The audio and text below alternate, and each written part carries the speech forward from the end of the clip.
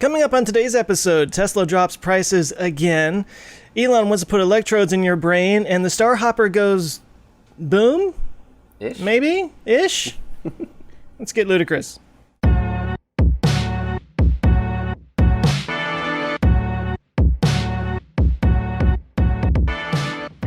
Hey there, and welcome to Our Ludicrous Future. This is the podcast where we talk about all the cool future stuff that's happening tomorrow that's making today more like yesterday. I'm Joe from Answers with Joe YouTube channel. With me is Tim Dodd. That's not at all the name of how our... Totally makes sense. Hi, it's me, Tim Dodd, the Everyday Astronaut from things where people use their eyeballs to look at internet. And with us also is Ben Solons. What's up, guys? It's Ben Solons from Teslanomics. And I don't know about you, but I am still drunk from last night. I was hanging out with the guy in charge of pricing at Tesla. Man, he is They know how wild. to party. They're still going. They're still out there. I don't know what's happening. Those guys, they got some good stuff. And, man, it's just a blast. Well, let's hear about it. Apparently you're you're hardcore about... I didn't even know that there's a price drop. I've been too busy down here in Texas. But we'll talk about that later. Way too much. It's pronounced Tejas, okay? It's actually not, but... Tejas? So I actually wanted to do a whole skit where I came in and had a bottle of whiskey, but anyways. So Tesla drops their price. It wasn't a skit, it was just real life. I was just drinking on the show at 9 in the morning. Tesla updated their pricing, I'm reading from Electrek here, and options across the lineup and discontinued several variants of their cars. Again. I feel like we've already had a full-on title that said Tesla changes prices again. Yes. So this is like the Excel spreadsheet where it's like _final, _final kind of a thing. Yes. Seriously. So they updated the design studio on Monday with several changes, pricing options across the lineup. One of the big things is that they dropped the standard range Model S after just 3 weeks. And then reintroduced it, but it's officially gone now. So the Model S now starts at $80,000 and the Model X at $85,000. And those are for like a 100 kilowatt hour battery pack? Yeah, they only have the long range versions now. There's no more standard range version. So $79,990 for the Model S. What was the price of that before? The standard range? I don't remember. I think it was like 74,000 maybe. Or what was the long range one before? Yeah, I think that was 84. Okay. Could be wrong, man. I mean, okay. It's like what hour are you talking about, you know? Like you have to be pretty specific. So now they have long range and performance, and so it's it's 80,000 for the long range on the Model S and 100,000 for the performance. And then on the Model X, you have 85,000 and 105,000. And I believe it says here that Tesla's making the ludicrous package, which gives you the 2.4 second 0 to 60, which I think they're being conservative on, standard on its performance Model S and X. So just previously, this was a $20,000 upgrade. Now is included in the performance model. So you're telling me you can buy a $100,000 car that's literally the fastest car on the road? $99,990 car, yes. That's amazing. $10 below. Yeah, just so some little psychology there for the pricing. These guys were on some DMT stuff last night. I'm telling you, they're really going hard on this. So, they also updated some stuff with the Model 3. Something about the paint. Elon was tweeting about this. Tim probably was paying closer attention than me. But now it's pearl white instead of the standard white. That was previously a $1,500 option. Now that's just included. And I believe that the price is actually down. Yeah, it's kind of a weird thing where some things went up and some things went down. So now if you look at the actual price here of the standard range plus Model 3, which is the lowest end one you can get, it's $38,990. What's with the 990? It's psychology. You said it yourself. It might be something to do with the price in Canada and stuff like that. How, like if a car is above a certain price, it doesn't get the tax credit kind of a thing. So that they listed it at literally $1 less than that. anyways, so I think that this I don't know what this was before. Do you guys remember? Was it like 44,000 for standard range plus? No, it was 39. Oh, okay. 990. So I think the last time I looked at prices was like 10 prices ago. Seriously. Okay, so standard range plus. So maybe it's just a slightly cheaper, but I believe the pearl white multi-coat cost $1,500. So now that that's included in that price, it's like technically cheaper if you wanted the same car, right? So kind of weird. And then there's some of the additional stuff that is kind of weird about this is that on electric, again, they're reporting that if you unbundle some features, if you remove some items in kind of after the fact, like off menu stuff, you can actually get a Model 3 Performance for less than $50,000, which is nuts. That's nuts. For a car that quick and just that unbundling features. Right. So I think what they're talking about is it comes with these 20-inch performance wheels standard, but you can get the 18-inch aero wheels upon request. Oh, that's that's what I have, because I have the performance with 18-inch arrows, which is like weird now. They don't really even offer that. Upon request, it's the secret menu, like In and Out or something, which is funny. I want my Model 3 animal style. Yeah, that's right. Protein style, animal style. So, okay. So one of the things that's interesting about this, and I'm curious your thoughts, Tim. We'll jump back to the camera here. Jason Fensky, who you guys know I'm a big fan of at Engineering Explained, recently hit a pothole in his Performance Model 3. That. Yeah. $2,600, yeah. $2,700, something like that to replace, because he had to replace 2 tires and 2 rims that were cracked. And the rims were cracked because he has the performance tire, the 20-inch one. And one of the things he complained about is he said, look, like low-profile tires don't really give you much in terms of actual performance. So he would have preferred the 18 or 19-inch wheel with a fatter tire. But they didn't, when he bought it, that was not an option. And one thing he said in there that made sense, because Tim, you had a thing where you couldn't, like, there was a $5,000 upgrade to the performance brakes and stuff, but you didn't get that, right? Correct. And I think one of the deals is you'd have to have the bigger wheels to fit the bigger brakes, the bigger rotor and brakes and everything. So, so anyways, there's like this whole weird thing.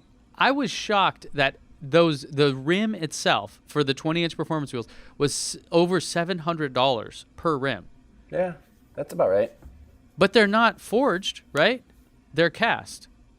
Dude, no. There's no way that should cost that much money. Zero, like, now, and if they were forged, and if you guys aren't familiar, those, like, when you look at rims or wheels, like, forged are just an order of magnitude more, right? Like, you can spend $12,000 to $15,000 easily on a set of rims for a car that are forged. But if you hit a pothole, they're not going to crack.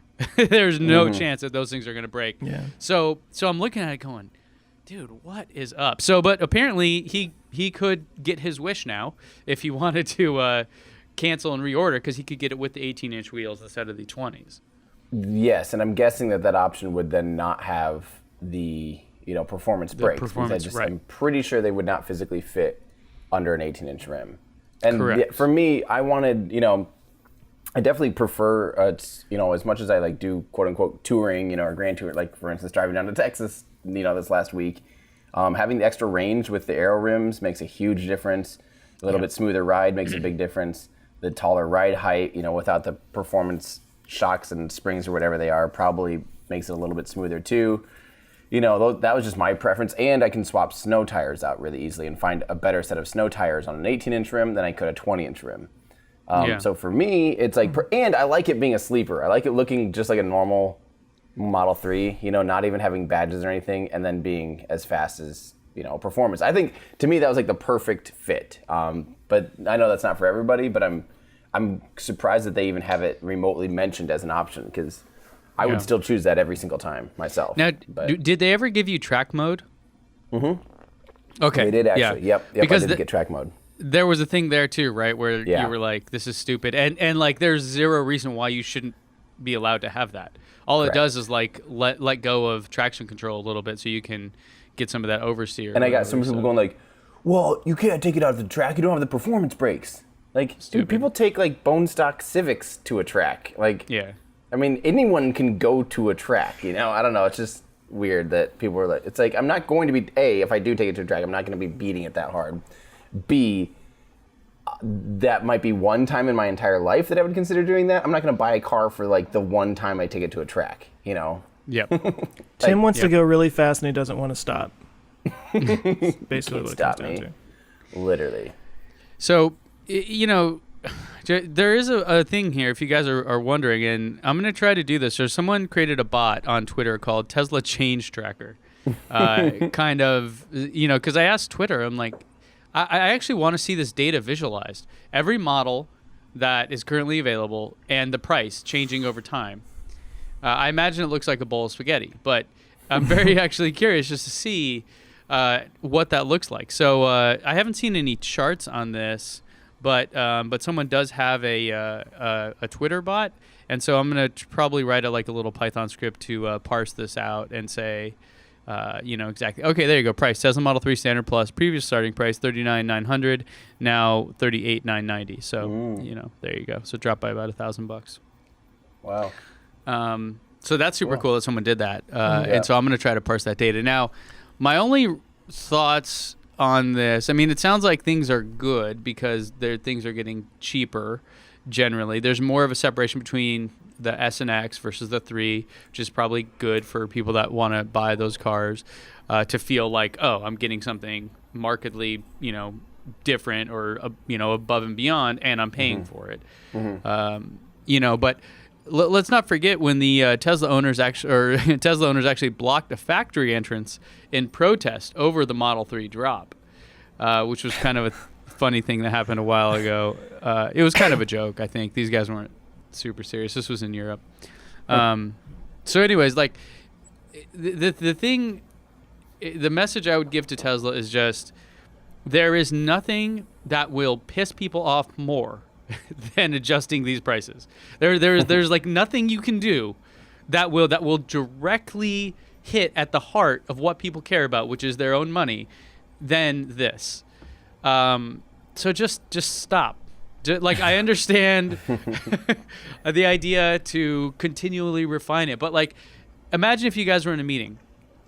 Hey, I have I found out that we can actually adjust these prices. It'll be a little bit more efficient for X, Y, and Z. Like, you should have on a whiteboard or something, wherever you're having the conversation, outcomes, like good outcomes and bad outcomes.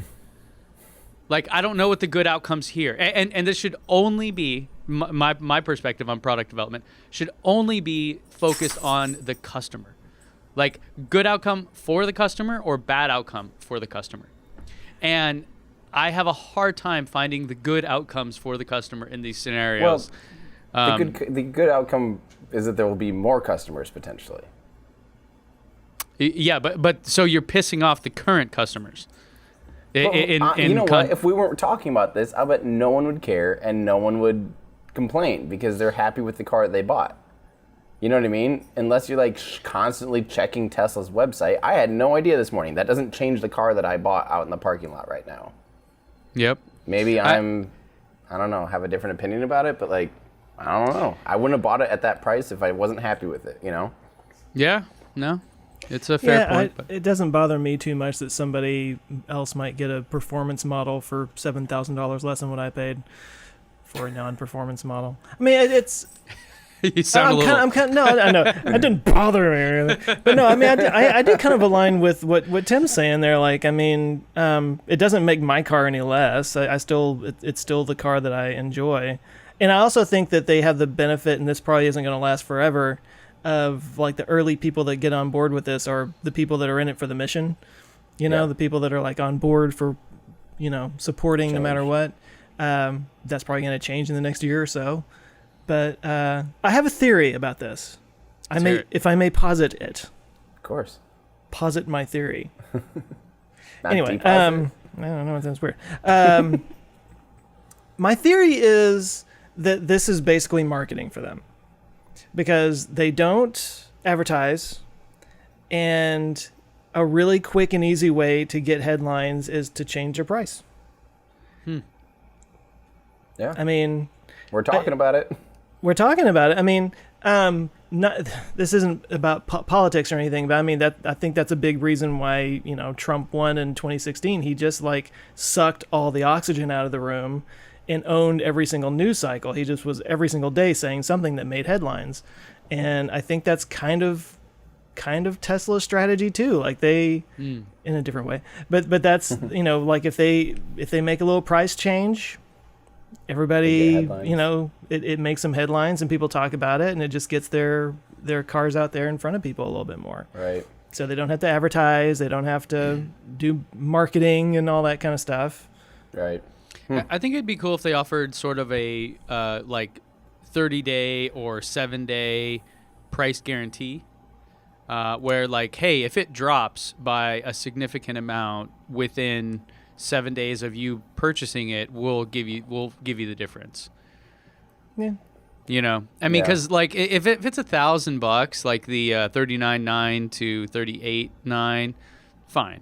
But when it's like $7,000 or $10,000 or something like that, it's like, dude, that's. If I just bought a performance P1, or a performance Model S, and they included Ludicrous now for free, and I had paid 20 grand for it a week ago, I would have been, I would cancel my order 100%. Mm-hmm. Is Ludicrous just a software update? Yeah. Okay. Well, I mean, that's something they can just give you. That's my point. Right. Yeah. like when there is a physical difference, it makes sense. Wait, is there a difference? I thought actually some of the like original, maybe this is how it was originally. They actually had a different like breakout circuit or whatever on the on performance versus Ludicrous. That Ludicrous actually had like a higher. It's kind of like a fuse, but it is more of like a different type of fuse. As far as that might have been true back in the day, but from the folks I know at Tesla on the engineering team that I asked this question about with the Model 3, because when Model 3 performance came out, my immediate question was, okay, is there going to then be a future performance ludicrous version of this, or is it just going to be performance? And they said it's just performance.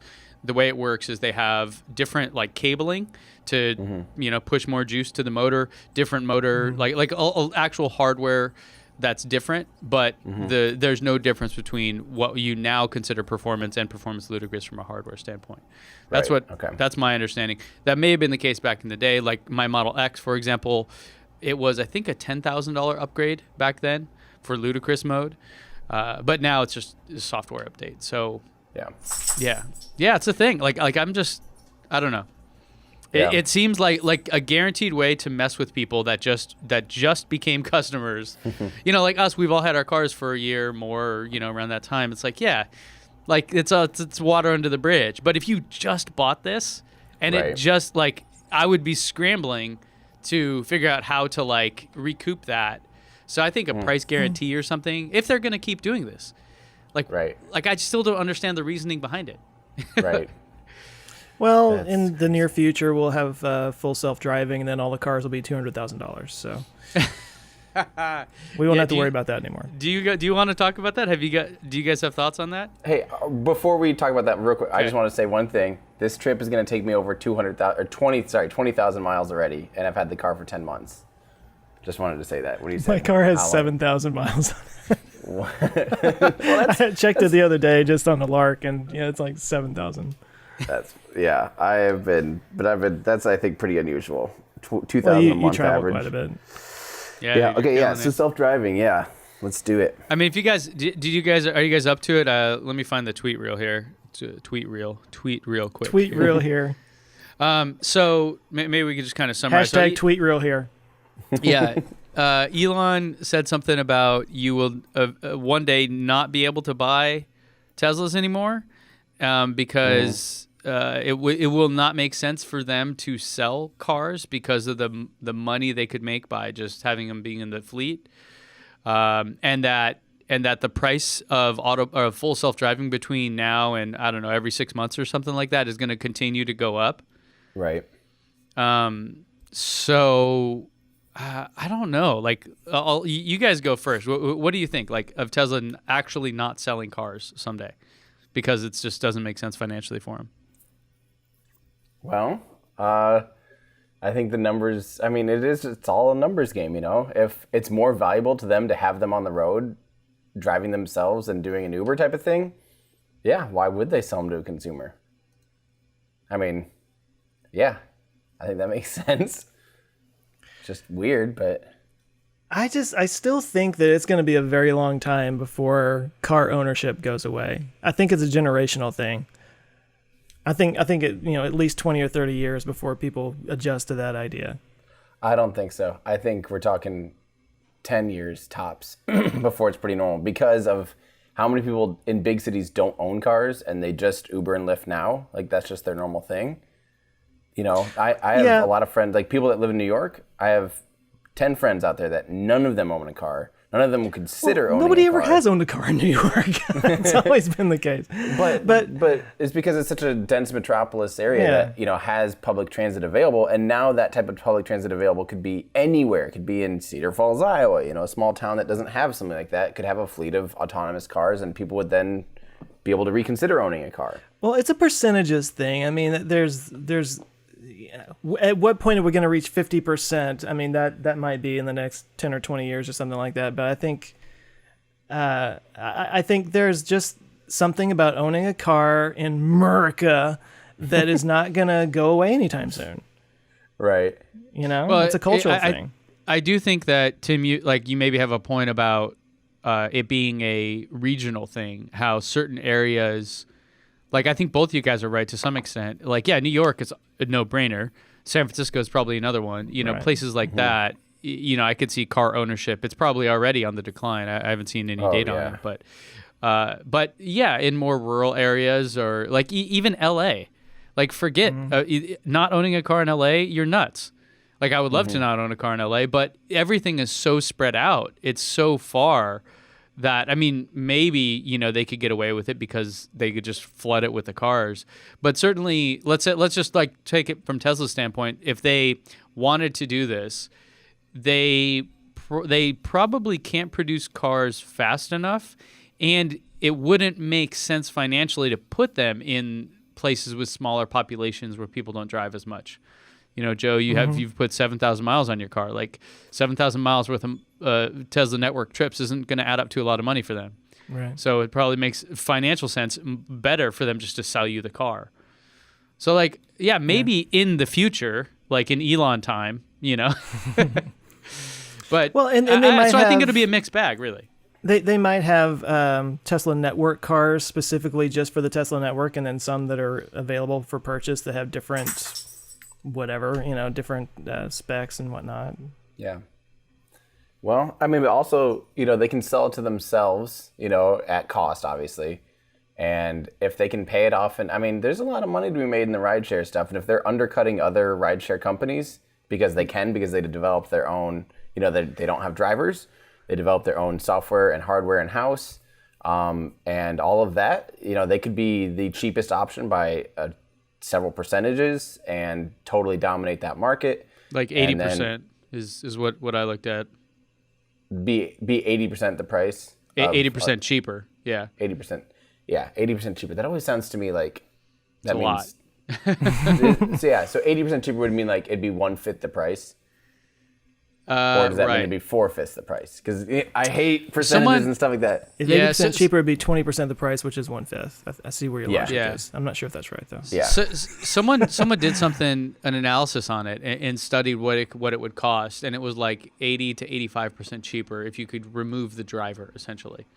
Well, right there, I mean, if they're one of the first ones to actually be doing that seriously and controlling the hardware, I mean, it's a no-brainer. No one would own a car if you could do even like a cross-country road trip in a driverless car. Like my road trip, if it was like, hey, you'll get in this car, it'll do everything, you don't need to drive, and it'll be, cheaper than gas for your own car if you owned a car. Right. Then I think everyone would do that. Right. It makes a lot of sense at that point. Yeah. Yeah. And then why sell a car if they can make money that way?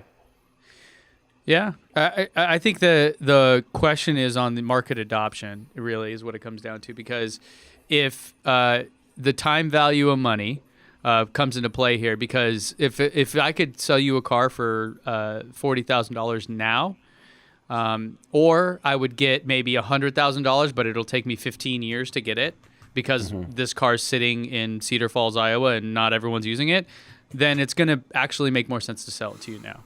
Is my point. Yeah, so I don't think a lot of these things are just blanket. They're not binary things, right? Right. So yeah, I think car ownership will last for a long, long time. But maybe in some areas it'll just be the norm. Of like who owns a car? Like maybe LA. Maybe I'm wrong about that, but I just can't imagine. What are you going to do with it? That $300,000 for the garage on your house? Right. That's Turn weird. it into a man cave. So I actually I was at VidCon this last week, and actually had some work done on my car, so I was without a car for a little bit, and doing a lot of Ubering, and so yeah, you can definitely get along without having a car, obviously, thanks to Uber. But I got in one guy's car, and it was the first time I really, really felt unsafe in an Uber. And he was a genuinely nice guy, and I'm not saying this to be mean or anything, but he had some kind of like nervous system condition. He was ticking quite a bit, and his hand was like shaking the wheel, and his foot was like hitting the accelerator, and we're going 80 miles an hour down the highway right next to a Mack truck, and his hand's doing this, and I'm just like, oh my God. Did you report it? Like, I mean, honestly. No, I didn't. I didn't want to be a jerk about it, and he got me there, and everything was fine. Maybe he's a better driver than I think, but it just didn't feel. It did not feel good for a while. I've been in one where the back suspension, like, clearly there's a linkage broken or loose, because every time, like, they'd hit like a bump and go like for like I'm just like, oh God, no. You just see a wheel like rolling on. It was so bad. I do have that moment a lot of times when I'm being driven in an Uber where it's like, this guy doesn't have any special training or anything. He doesn't have a special license to do this. It's just a dude in his car that maybe having a bad day. His wife just left him, and he's just done. I don't know. Yep. The funny thing is when you have people get in your car and you're not an Uber. They're just like get in. I've had a couple friends in San Francisco. They're like, some random person just got in my just like walked up and got in my car and was on their phone. Like, just like, yeah, drive. He's like, hey, are you serious? Get out of my car. Like, I'm not an Uber. What are you doing? That's funny. I did not think that would ever be a thing, but here we are. All right, so last bit on this, Elon's tweet related to this, cost of a Tesla full self-driving option increasing by $1,000 on August 16th. The cost will increase every few months. Those who buy it earlier will see the benefits. So, did you guys buy it? Is the question. I mean, I have it, yeah. Joe, you didn't buy it, did you? The full I did not get full self-driving, no. So, and I had a question there. This is where, Tim would get his question answered and I don't. Is this, the question was, is this true for future models, essentially? So I put my reservation for the Model Y. I chose full self-driving, and it does have a price. But this was a deposit. This isn't an actual order, so it's still refundable and all that. But imagine if I have to wait, it goes up every few months, and it'll be a year before I actually get this thing. I'll end up paying 10 times what it is now. That's kind of lame, right? Right. So, yeah, we'll see. Hopefully they honor the price that, was quoted at and all that. Oh, yeah. I'm excited because hopefully later this year they start shipping the full self-driving chips, because I know that they're putting those in currently manufactured cars. But yeah, I'm excited for V3 chips because I think the people that bought it, yeah. Yeah. Speaking of putting chips in things, Joe, is there anything else happening here? So, yeah, a thing happened, and a lot of people asked me about it. We've been hearing about Neuralink for a while. It's all mostly been speculation, just kind of wide-eyed, pie in the sky type stuff. Like, what kind of things can we do? And we didn't really know exactly what they were working on, and now we do. They did a present. Sorry, I'm trying to find the video real quick. Got too much crap open on my computer. There it is. My life. Yeah. Hello. So they did a presentation. What was this, Wednesday night? Tuesday night. Tuesday. Yep. Yeah, I'm already losing track. And they talked about some of the details of what they're working on, and it's pretty interesting stuff. So of course, they're going to be starting with working with quadriplegics, people who are paralyzed with spinal cord injuries and stuff like that, to try to give them the ability to control phones and computers and actually use their phone as an input for their computer devices and whatnot. And possibly control robotic arms and that kind of deal. And he even talked about eventually even making it so that sort of that training in the brain can actually give them actual mobility back in their hands. Like that's actually something that you can do with neuroplasticity and everything. So of course the headlines today were Elon Musk wants to put implants in your brain. That's not wrong. 10,000 reservations. 10 people sign up immediately. Sign up. Yeah. Yeah. Well, I could share my screen here. It's if I was smart and thinking ahead of time, I would have gotten stills from this, but I didn't. And that's not the right one. Wait, can you see it? That is the right one. Yeah, we can see that. Okay. So you see the little Neuralink logo? Yep. Is that what that is? Technology.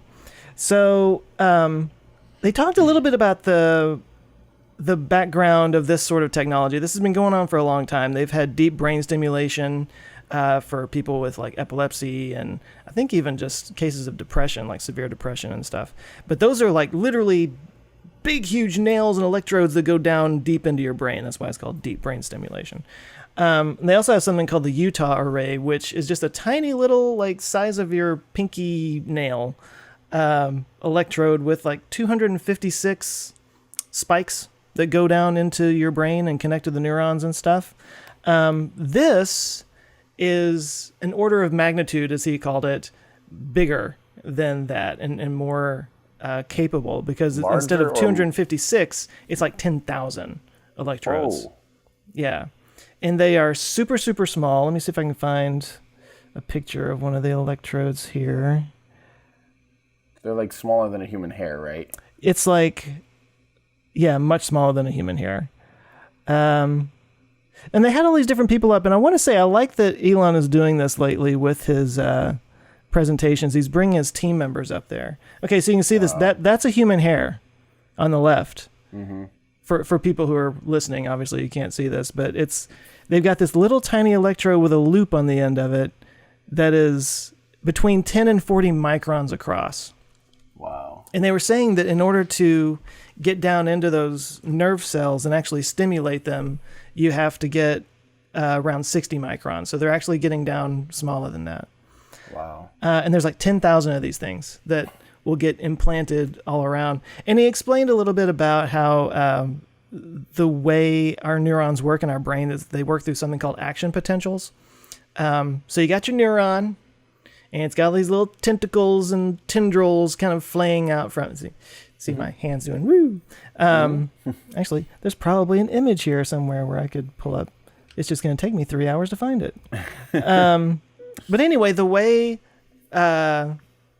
information travels through these neurons is across these dendrites and axons, and there's little synapses, which are gaps in between them, and they fire ions across through these things called action potentials. So it's kind of like just kind of shooting out these ions, and because they're ions, they're sort of electrically charged, so you can measure the electrical charge that's coming across there. So basically what they're doing is they're implanting 10,000s of these little threads, is what they call them, and connecting them to a chip that they call the N1 chip. And, right there you can kind of see it's just a tiny little, it's just a little hole in your head. It's just a little hole in your head. Oh, yeah, that doesn't look scary. Well, so They talk about what they eventually want this to be is something like LASIK, like on the order of just being able to go in and do a day thing and be under local anesthesia and just be done with it. I don't know exactly how they do this in getting all those in. Yeah. So wait, how do yeah, they get all 10,000 of them? Yeah. Without drilling 10,000 they're going to holes focus through on the your motor skull. cortex at first, which is like just one little kind of strip across the top of the head, which means that they're not going to throw it all over your brain or anything like Right. that. Yes. But it is still a little bit bigger than, there's a 60 microns measure right there. Oh, okay, so that's the Utah array and the deep brain stimulation I was just talking about. So you can see those are like down. It's like nails going down into the center of the brain. It's And these are Comic-Con like- right now in San Diego. I feel like I've seen some people walking around with this. Oh, by the way, here's the N1 sensor. So all these little threads come into this little tiny processor right here. And they brought out people to talk about the different elements of it. They brought out somebody to talk about the thread technology and the computer chip technology that they were innovating on, all these things. And if I can find the image, what this does is it actually, there's a picture of it right there, like next to a penny. You can see how small this is. Small, yeah. Tiny. Oh, here we go. So this is ultimately what it's going to look like. You've got this array of electrodes, very thin electrodes going into your motor cortex up here, and then it goes down to this little implanted device behind your ear, kind of like a cochlear implant. And then it's got the connecting device that powers it and lets you connect with a phone. Did you And they have to actually have a- charge it or something? Do what now? Do you have to charge it? Yeah, I assume so. And maybe there's multiple ones, so you can have one charging and switch them out, But there's already crazy to an think app about. that they've worked on, and it literally will let you control your phone with your brain, and it'll connect over Bluetooth to a mouse or a keyboard, so you can just interact with a computer through your phone. And there's actually a training system here on the far right where you have to train your brain how to use this, so you actually move the cursor around. It's like a game that you play. But wait, you So- said you can control your phone with this now.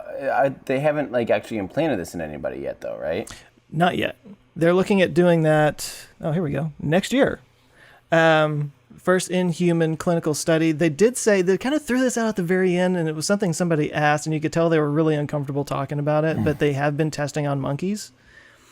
I mean, it's just it's horrible, but it's something you gotta do. But it was funny because at one point Elon was like, "Oh yeah, well, there's already a monkey that can control a computer with his brain," and one of the other guys was like, "You're not supposed to say that yet." Like he was literally like, And Skynet. "Okay, boss."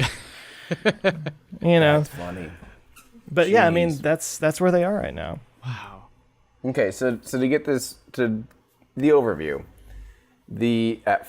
so they're currently developing hardware and the interface so that you can literally connect your phone directly to your brain, and then from there you could either control your phone or control other devices someday, like a robotic arm or maybe a wheelchair Right. if you're quadriplegic or whatever.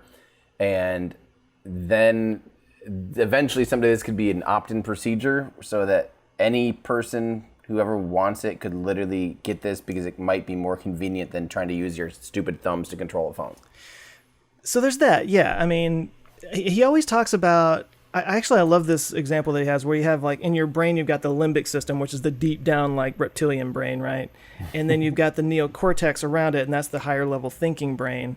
And he talks about a digital layer on top of that. In the way he explains it, and I think this is an interesting way of looking at it, is that we already kind of have this digital layer. It's just we have to communicate to it through our fingers on keyboards and phones and stuff like that. This Like basically Google, gives right? you We can just Google right. a question and get the answer to it. It's not something we have in our brain, but we have access to that. So he's trying to make it so it is something that's in your brain. So I mean, again, they're starting with paraplegics and with people that need this technology to have a better life and have mobility and that kind of thing, which is noble, obviously. So But ultimately, they do want to make it so that as he said in this presentation, even at the most benign even if we had the most benign AI in the future that's not trying to kill us all, it will still fall way behind. So this is like a way to sort of keep up with that in the long run. That, yeah. Let me ask, so that layer in between, so I just watched a video recently with, I don't know the guy's name, the Veritasium channel. Derek, and what's his name, Derek? Derek Miller? Okay. Yeah, so fantastic stuff, right? He had a thing where he talked about and I don't know if it's the limbic system that you mentioned, but there were two, like, his example was phenomenal. There were like two people in your brain. And one was the quick reaction version, and one was the one that had to think. And how basically we don't want to think, right? Are you guys familiar with the bat and ball example? The pricing? About how the batters actually have to swing before the pitcher lets go of the ball? No. Okay, so we'll do a little thought experiment here to explain this, because it gets to my point about what I'm concerned with about Neuralink. If you go into a store and you buy a bat and a baseball, the total for the two items is $1.10. It's very cheap. The bat is exactly $1 more than the ball. How much does the ball cost? How much was it total? $1.07? $1.10. $1.10. So $1.05 is the price of the bat, and 5 cents is the price of the ball. You got it. Now, most people, like 80% of people that respond to that say it's $1, and or that the ball is 10 cents. Right. So what happens is we have these nice round numbers, right? Okay, we got two items, $1, $1.10, cool. Like what happens is it tricks your brain. Something like 85% of people that respond to this say the ball costs 10 cents. And it's because we don't want to think. We don't want to sit and say, wait a minute, that's probably not right. Because if it costs... Have you been on Twitter? Because that is Twitter and YouTube. That's all anyone wants to do is be like, hold on, this can't be right. I think you messed up your... right. Oh, God, I had the worst... So, I have emotions! So if Neuralink can connect directly to like what our thoughts are wanting, I'm just scared of where it's gonna go if the majority of our thoughts are like practically like just instant responses, not things that we have to actually manifest. Right. Well, hold on. I think that I know what you're saying, but it's in the same way of being like, what if, okay, you're going to be controlling this stuff just like we control our hands, and how often are you nervous that you quickly and by accident flail your arm across the room because your brain reacted too quickly for it or whatever? That's not... my son is misbehaving, and before I know it, I have my shoe in my hand ready to chuck it. I'm like, how did my shoe get in my hand? But it happened. Through the force. Yeah, I'm just like, what? No, but my point is that if there needs to be I would hate if it was so connected that your unconscious immediate thoughts are executed. So I think that's pretty far down the line to even start talking about that, because right now they're just talking about the motor cortex. Yeah. Because that's sort of he did make the point in the video or in the presentation that people always say, what if your brain was just what if you didn't have your body and your brain was just in a vat somewhere? And he was like, well, our brains are just in a vat. It's called our skull. And everything that comes into it and everything that goes out of it is done through these action potentials and the neurons and stuff. And there's different modules of the brain, and there's the motor cortex is what they're focusing on so that you can control things with it. So it's like an interface between us and computers. And that's kind of the scope of it right now. I could see further down the line being able to connect directly with somebody else's input and maybe just transfer thoughts to somebody else or something. What if you could see in your brain but not with your eyes? Oh, I think that'll eventually happen too. You know what I mean? Yeah. It's projecting the image in the part of your brain that the visual cortex or whatever that recognizes images, but your eyes aren't actually the ones perceiving. Imagine blind people. You know? Right. No, you realize they already have really, really, really, really, really basic versions of this where like there'll be like a grid of like maybe 16 pixels and they're really blurry and they can kind of tell light or dark so that people can kind of recognize that they're about to run into something like ish that are totally blind. Yeah. And this could, of course, eventually be that where there's high enough resolution and you could ask Google, what's this, blah, blah, and you could be sitting there reading with your eyes, like, just like, I don't know, is that in a movie? Oh, yeah, like, doesn't Black Mirror have that type of stuff where people... Oh, this is totally Black Mirror. Yeah, this is totally Black Mirror. Wild. Are either of you guys concerned at all about how little we know about how the brain works?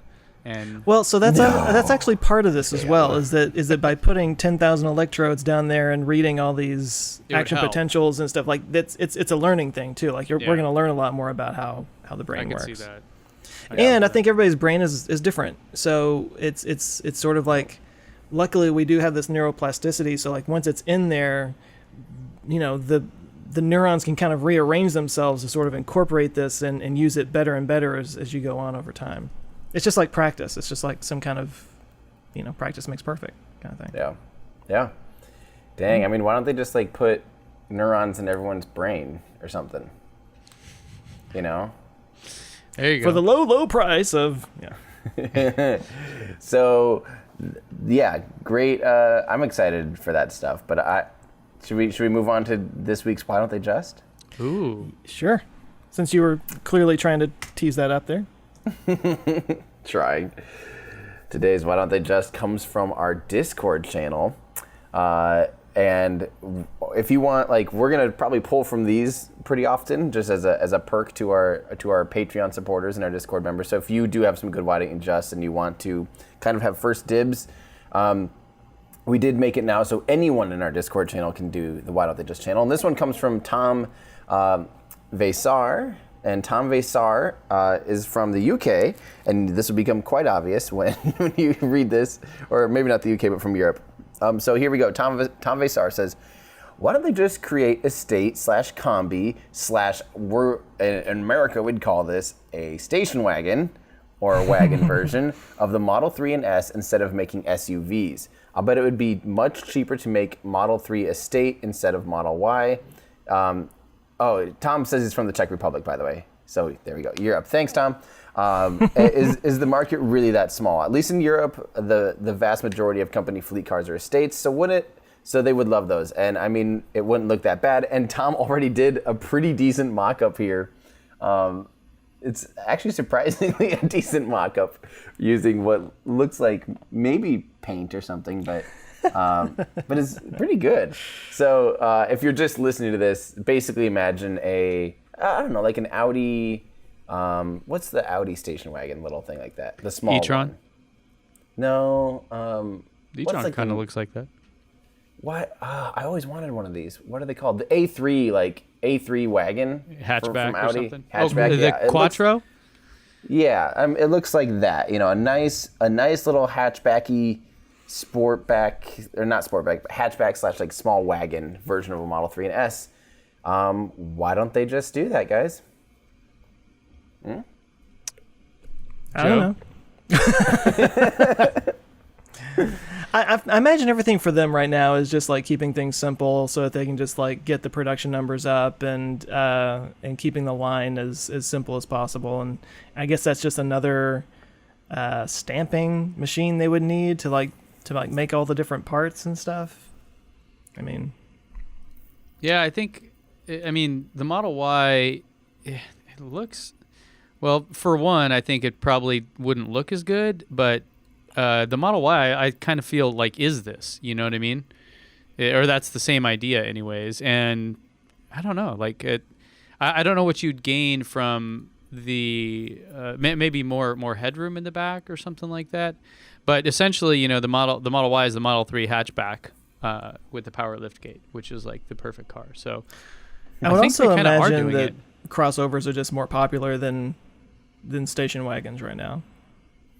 Oh, yeah, by like a couple orders of magnitude. I think that's the exact answer right there. I mean, at least in the U.S. market, which is clearly still the biggest market for Tesla, just station wagons do not sell here, like almost at all. Station wagons and normal even hatchbacks are just such a small percentage. I love them. I've had 2 or 3, wagons like that, and I just think they're awesome, practical cars. They make a ton of sense. But us Americans, we want like SUVs and crossovers for some reason. I personally would love that. I would think that'd be super, super cool, but I just don't think Tesla will ever do that because they're trying to appeal mostly to the US The only market. company I can think of that really has leaned into that aesthetic is maybe Subaru? And Volvo Yeah, are Volvo. big into the SUV, or the station wagons like that. Yeah. But you go to Europe, and that's by far the majority. You don't hardly see any sedans, They're very, very rare. It's almost the exact opposite. And I don't care for the small SUV market, And Tom is saying in our Discord that he thinks it'd be easier to make than the Y. Yes, but it wouldn't sell as much. I think the Y is going to be by far their biggest market share by a I don't know if it would be substantial amount. easier to make though. Maybe like if you could step back and say let's make this one or the other one, but considering like when I rode in the Model Y, you could have tricked me into thinking it was a Model 3. It was identical in like almost every way. The only thing that was different was the roof panel was a full glass panel, so they didn't have that cross beam. And then when we didn't even get to see the trunk, but like it was a hatchback essentially. It was the only difference. So like from a manufacturing standpoint, everything like they could probably combine the Model 3 and Model Y on the same line at Fremont if they wanted to, because it's that much similar. Like you could make 90% the same, and then just like it diverges, or what did Elon say, like 77% the same or something, Right, and then it just diverges at the end. So I don't know if that like. I would be surprised if that would be true, if it would actually be easier to make a different version of it than what they have that already planned. But, fair point. I think that model of car probably would do well in certain markets. But yeah, here, and it's not big. Like even, like if you compare the Model Y to the Model X is like significantly larger than the Model Y. The Model Y is like slightly bigger than the Model 3 based on my own experience. No idea how they're going to fit 7 seats in that. No, that is a joke. You can't. 7 seats don't fit in the Model X, and right. I have one, and I can tell you, like those back 2 seats, no chance. I mean, maybe a kid. Two kids. Kids not in car seats, right? Because car seats are massive. So it's just not. They're just little bitty squirrel-sized seats for your pet Seriously. squirrels. Or like corn holders. You put those in the back seat. Right. Or like the Roadster. You know how that's a 4-seater? Right. You're like, sure. The +2 seating for children without anything, like below knee amputees, basically. Yeah. Or I was gonna like say if you want your knees in your face the entire drive. Yeah. All my friends are, horse jockeys, and so we're all good. Like we hang, and they just fit back there no problem. They're all like 4'7", I think ultimately we just need to get Simone Gertz on this and have her make that. Yeah. By the way, I think you pronounce her last name Yetch. I've heard her say Gertz. Well, Tim. I've heard her say Yetch. I don't remember. Well, for next week we're gonna find clips of her saying her name. If she wanted people to pronounce it correctly, she should just have a more simple name. It's just. She's Swedish or Swiss? Swedish. Swedish. Okay. Right. Yep, sweet, just like the fish, famously. It's Yash. Yeah. Swedish Yash.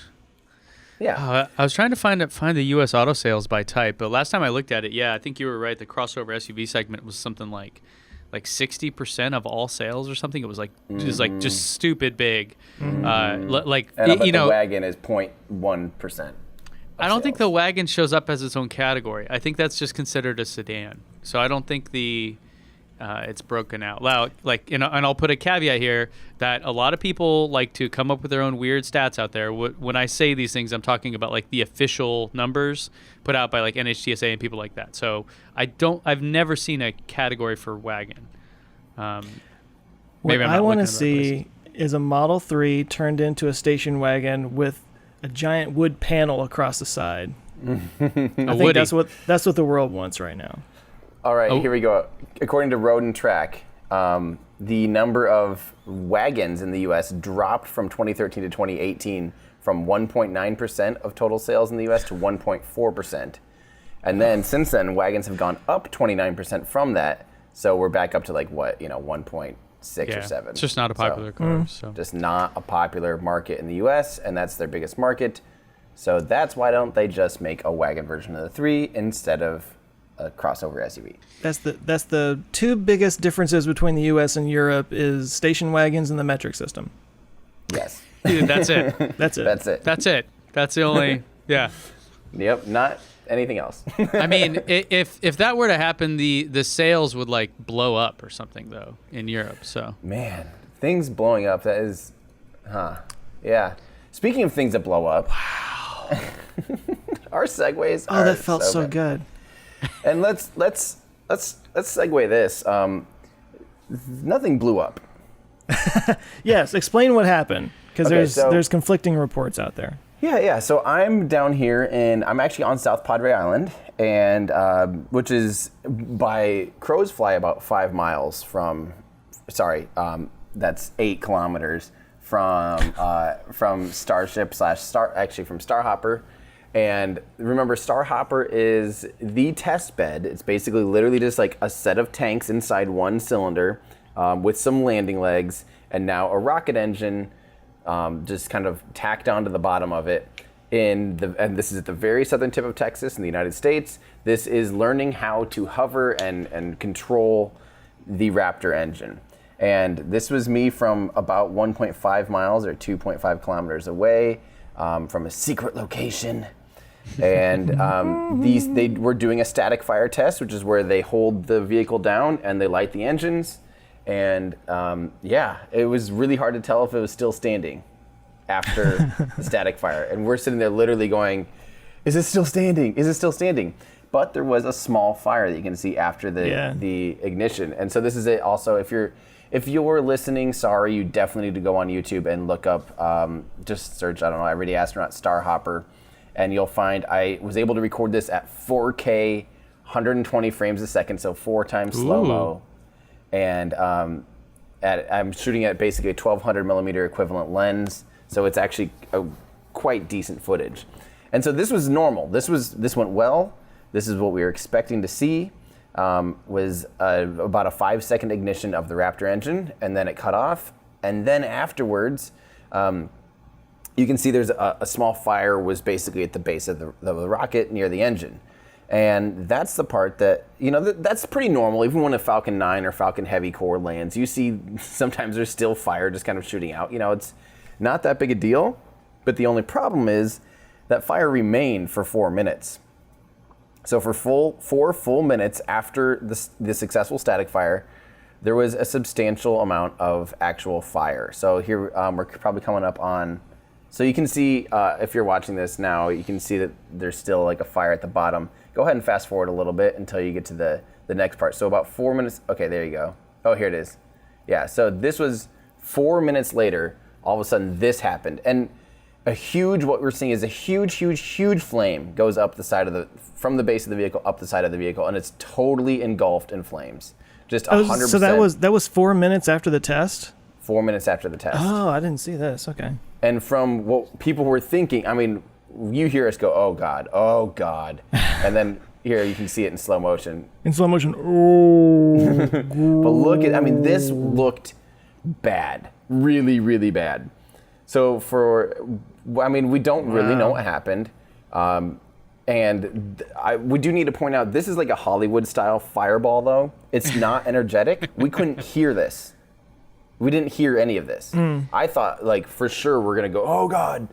But there's not a lot of energy behind that. So that most likely is something like, a fuel line ruptured or a fuel line, burnt through or something, or the quick disconnect on the something, right? I don't know what it was exactly, and we still don't know. The important thing is the rocket's still standing. That's the rocket's still there, and the Raptor engine, from what we can tell, is still intact. So what most likely happened is it burnt some things more than they wanted to, so I'm sure they're going to have to replace some things. But anyone, God, immediately, if you look at the comments on this video, it's just like full of people telling you what went wrong. And guys, you don't know. Oh, they know. They know. They know. It can be, again, it's one of those things where you need to remember that there's literally teams of people that are working insane hours right now on this vehicle and on this program. And when people are sitting there armchair, from their houses, like in their underwear with Doritos on their shirt, it's going like, well, clearly they use too much of this. It's like, God, no, you don't know. Like, you don't know. Welcome our new sponsor, Doritos.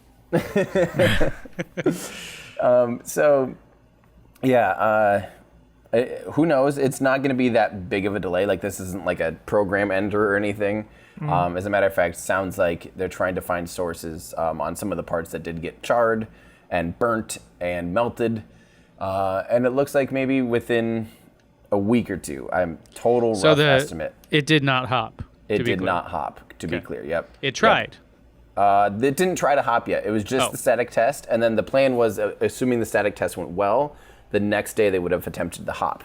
Got it. But the fire and that fireball created some delays that burnt through some things. Fireball things. I mean, honestly, like, people just need to put this in context that this isn't like a huge deal. I mean, yes, it sucks.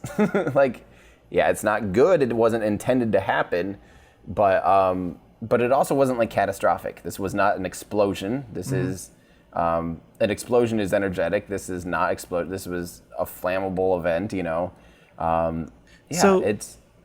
Sorry, I didn't mean to interrupt you, but do you think that they achieved their goal with this in terms of like doing static fire? Was it a successful static fire in the sense that it fired? Yes, from everything I've heard, the reports are that the static fire itself, the actual test, was successful. Yeah, okay. Then it had unintended consequences afterwards that are causing some delay. Yeah. And that's the way to look at it. And people need to go, you call that a success? Like, yes, they tested, the engine is still the most, the way I described it on Twitter was, they are extracting more energy out of, like, literally the theoretical maximum amount of energy of oxygen and methane. Like, that's how you have to think about this. Is like, this is a science experiment where they're literally just trying to get as much energy out of those two molecules as physically possible. They are at the cusp of that. So, oh no, a little bit of a fireball happened, I don't know. Now, could this be another thing about changing the price where it's a media strategy? They wanted more people to talk about it, so they... Yeah, 4 minutes later, they're like, nobody's going to talk about this. Like, man, like, hey, light Joe, light that match, see what happens. Joe, hit the fireball button. Just once. It was just a pyrotechnic that just looked cool. Yeah, exactly. Like Cremora bomb or whatever it's called. We had... What it is there's somebody out there got a shot this isn't possible because he was at the Neuralink thing, but I was going to say like a shot of Elon just like walking away from it in slow motion. We just need a shot of him walking with a fireball in the background. It's like how they filmed that movie, oh God, what's the one with Bradley Cooper and Lady Gaga, the recent one? Stars Born? Yeah, where like they filmed those shots of them playing music together at Coachella, but the mics were off, so like people couldn't hear them, and they kind of didn't look like them normal stuff, so you didn't know what was going on. So I didn't know about that. Yeah. So what if it's like that? Like they just had this set up already. Like there was a movie crew on set, just to be like, oh yeah, like and since we're here, we may as well utilize this. It's for the next Fast and Furious movie. They just That's right. got a shot from it real quick. Yeah, that's pretty much exactly what I think happened. Clearly. But it's just fun that we're at this place though where hopefully we're finally going to see this thing hop, and that will be freaking awesome when it does. I hope that it's within. I don't know what to do though because I'm not going to stay down here for 2 weeks. Which, by the way, I definitely need to thank the people at enjoyspi.com. So that's Enjoy South Padre Island. Helped me find like a hotel and hooked me up with like food and stuff. So amazing. There's like a really nice Hilton down here with Tesla chargers and everything. So Sweet. Yeah, I'm not getting paid to say that, but they made this a lot easier for me. They're like, here's a charging station and everything, and they give me like food vouchers and stuff. You so should take some nice. photos. Take some photos and stuff, and we could do a Tesla travel guide for South Padre Island. Yeah, South Padre Island is very easy for Tesla, but getting from here without this, because it's 40 or 50 miles to StarHopper from here, because you have to go all the way around like the Sound, and there's no supercharger in Brownsville. So me leaving here at 100%, even sitting out and leaving climate control on literally all day, I still got back with like 40%. So it's amazing. So I literally couldn't. So it is possible now quite easily with a Tesla to do it if you're staying at a hotel that has a destination charger. So again, and by the way, South Padre Island, I think, it used to be like a huge like party, like spring break city. And I think people always think of it as like a spring break college town. It's actually pretty family oriented and like really quite inexpensive compared to some other beach destinations. How would you compare it to Cocoa Beach? That's my only reference point. I think it's a little nicer. Oh. Yeah, like quite a bit nicer actually. IHOP or Waffle House? There's actually a decent amount of like little restaurants and stuff. Don't want to offend Joe. I know Waffle House is near and dear to his heart. I am a fan of both. Any breakfast food is good food to me. I'm sure there's both out here. So moral of the story is, if you want to try to catch, because here's the deal. Remember, this is just the first hop. Hopefully, this will be the first hop of StarHopper. Oh, and we should also mention they did a static fire of a Raptor engine about 2 months ago as well, and that was, I think, serial number 3 Raptor engine. Serial number 4 had some problems. Serial number 5 had some problems on the test stand. This is serial number 6 Raptor engine. And they still need to static fire any new engine that goes on the vehicle to make sure that all the systems are working. Mm-hmm. So that's exactly what this was a static fire. And then once this is successful, they will try to go on with the hop, which again, the hop is intended to be about 20 meters up and probably translating a little bit over so it doesn't land back on. It has fuel connects now. So I think they don't want it to land anywhere near those fuel connection points. So I think they're going to try to fly it away from there a little bit. Most likely about 20 meters over. And though that flight should last like between 20 and 30 seconds probably, it's not going to be very long of a hop, and that should be, by my estimate, I would say within a month would be a good estimate. And I'm debating whether or not to try to come down here again for that, because it's just get an apartment down there. Yeah. I would love to. I would actually love to hang out. I've got friends that teach surf lessons down here and stuff. They're going to take me surfing today. Nice. So yeah, so that's gonna be super. So maybe I will just maybe I'll just move here and just become a surfer, professional surfer. What kind of waves are down there? Because it's in the Gulf of Mexico, right? It is in the Gulf, but it's surprising. I think it's just like in a big part. They get pretty big waves, believe it or not. And we'll find out. I'll report back. I'm gonna go, hang out with my friends at the South Padre Surf Company, and I'll let you know if it's better than when I surfed with you, Ben, and went through the tumble dryer. Yeah, I'm looking. I'm looking now actually on Surfline. Hey, 2 to 3 feet. I'm in. I mean, it's reasonable, right? I think it seems like a decent place. Like if you're not very good, like me. Yeah, like you're just in that part of the world. Like I'd have to see it on a map to see how open it is, but generally you're not going to get hardly any waves over there. But 2 to 3 feet. I mean, when we were in Cocoa Beach, like 1 to 2 feet was a big day, and everyone's like, "Let's go surf," and I'm like, "What? Are you guys serious?" Like, yeah. Okay, 2 to 3 feet. San Diego boy all flexing over his wave size. Nah, and I mean, I guess we do have pretty consistently larger waves than that, but waves here aren't. Like, I just learned that Puerto Rico has some of the best massive waves in the whole world. And I was like, really? It's in the Caribbean, right? And they're like, not really. Like, part of it's facing the Atlantic or whatever, and just where the current goes, like, just insane. I'm like, I need to go to Puerto Rico. Do it, man. Yeah, so I'll report back if I survive. Sounds good. And if not, hey, it was good while it lasted. You know? Report back anyway. Yeah. Even if I'll let them report back. South Padre. Just upload your Neuralink first, and then you're good. Oh, I hope. Well, if we're kind of wrapping up that topic, there's something I wanted to get in real quick. I've been meaning to do this for a while. Uh-oh. But what did we do?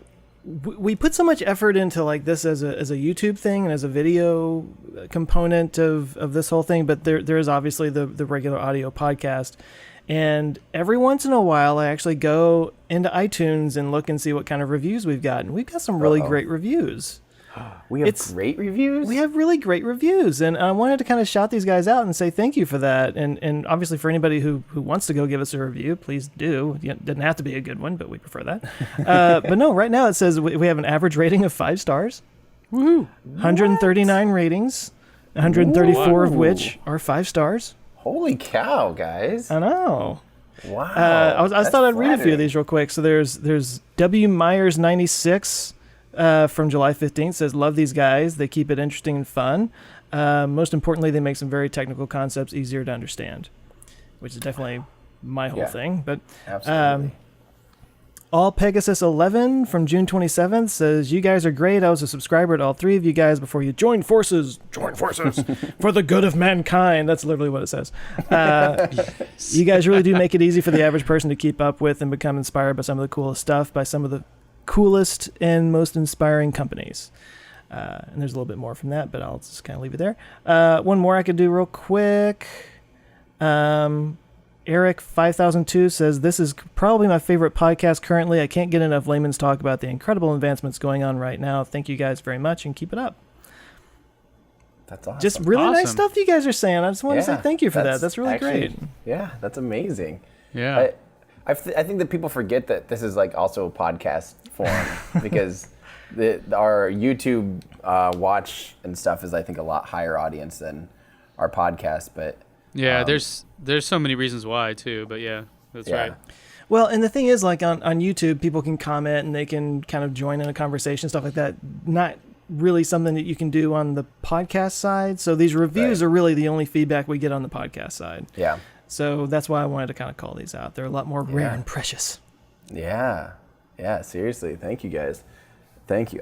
We should also maybe someday consider, like, I know my friends at the Orbital Mechanics podcast do correction burns when there's, like, something that they just totally, whiffed on one week or, just because we talk pretty candidly about things. We're not sitting here. The topics we're talking about are very just, like, reactionary, and we're just kind of winging it on a lot of things as opposed to, like, when we do, like, an in-depth topic where we might have to do research and stuff and actually have hard numbers.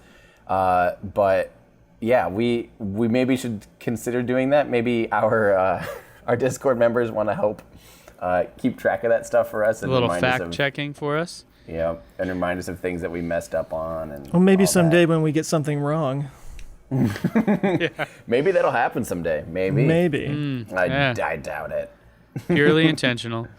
Yeah, we could call it like the not so ludicrous segment, Right.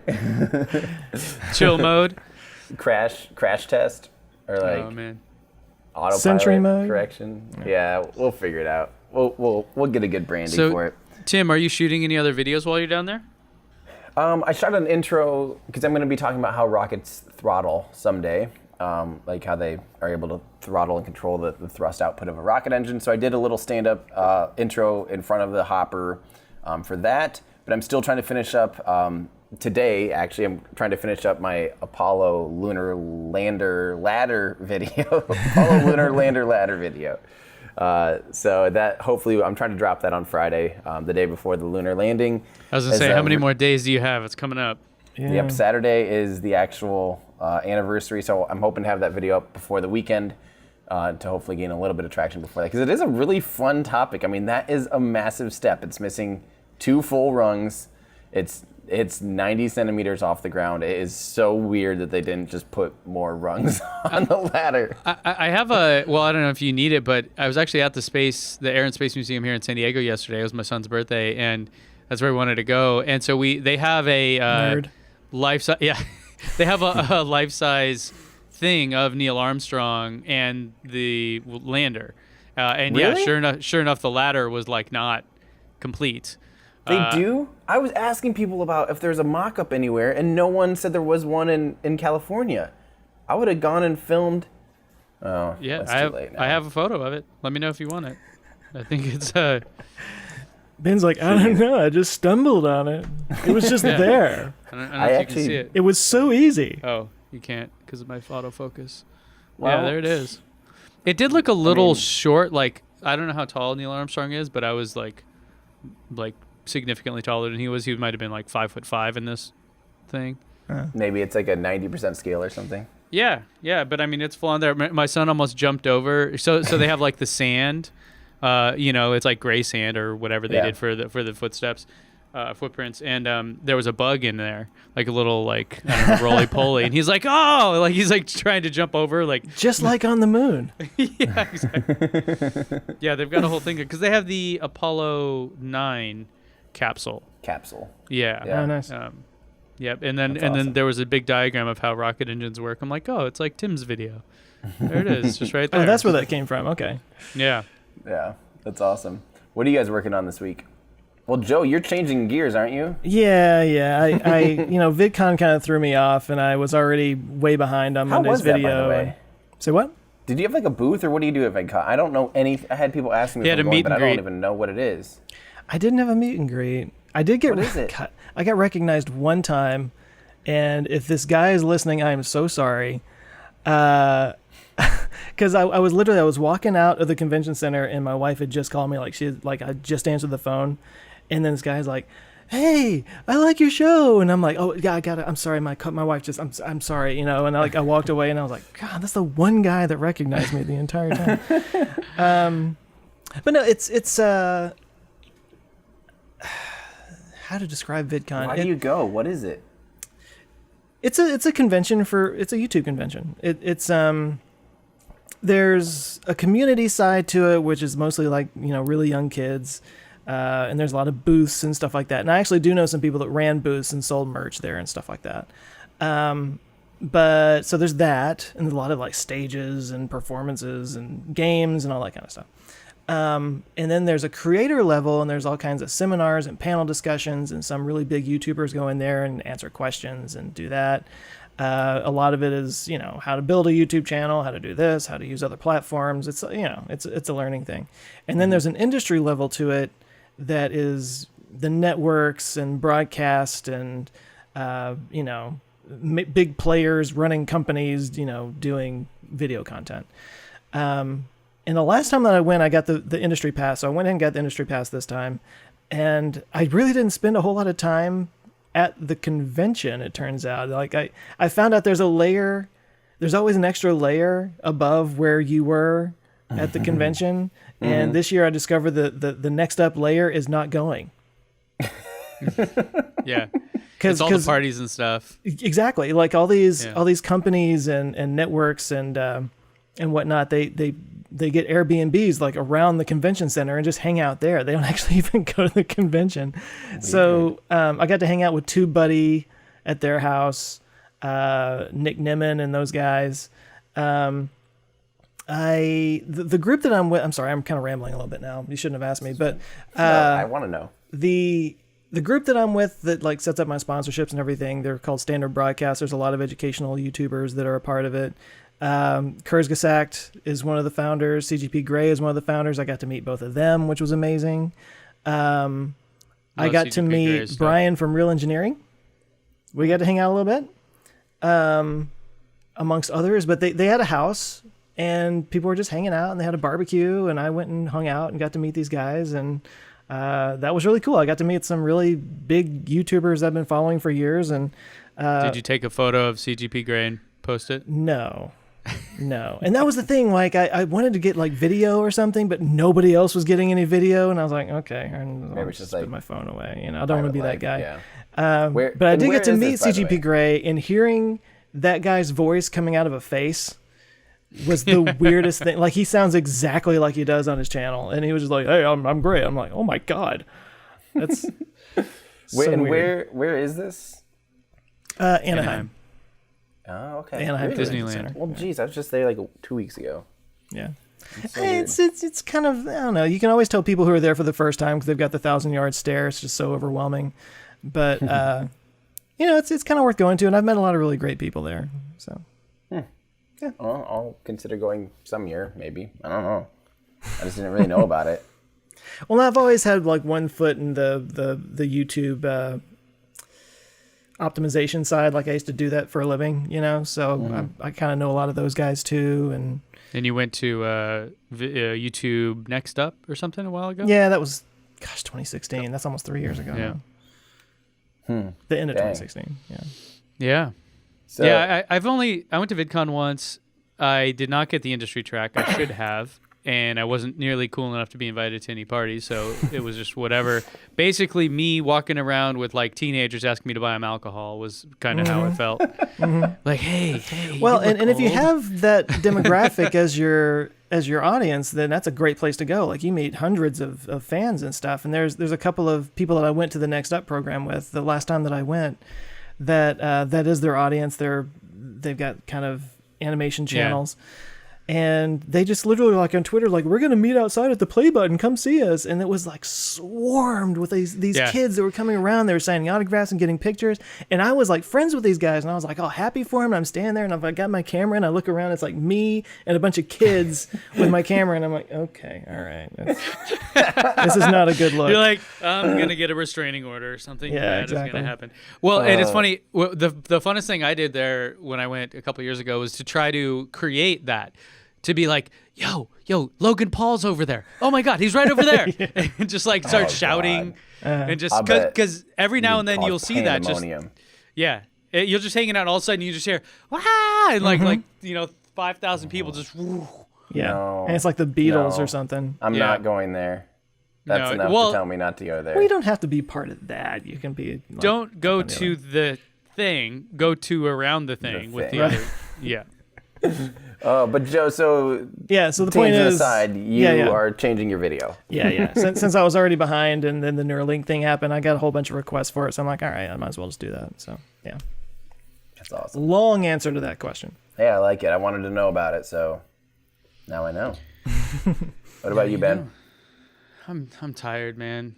I'm tired. The Face app is getting to me. It's sinking in. I love that that's all the internet is this week. It's just Face app. I'm feeling like I look in that app, and I don't know. It's funny, a buddy of mine on Facebook was like, I did the old man Face app thing, and now I look in the mirror, and that's all I can see. I had a friend keep applying that to the photo until they're just like, it looks like a skeleton. I don't know. Like I kept Play-Doh. adding like bubbles. Yeah, so the Emperor. I can't even think of what it looks like. There's like this gloopy thing from some. Oh, have you ever seen that weird sad fish thing that like lives on the bottom of the ocean? What is it? The blobfish. Blobfish. It looks just like that. Like, it's funny. It turns people into blobfish. Yes, that's exactly what it looks like. So if you keep applying, pro tip, keep applying whatever the Face app to your face, and you'll turn into blobfish. Yeah, for those. There it is. Yeah. Especially up. Not these things. Go up, click on. Man, what are you looking at? There we go. That's what you'll turn into, basically. Oh, sad face. It's such a weird thing. So Ben, besides probably now devoting the rest of your life to blobfish, what are you doing?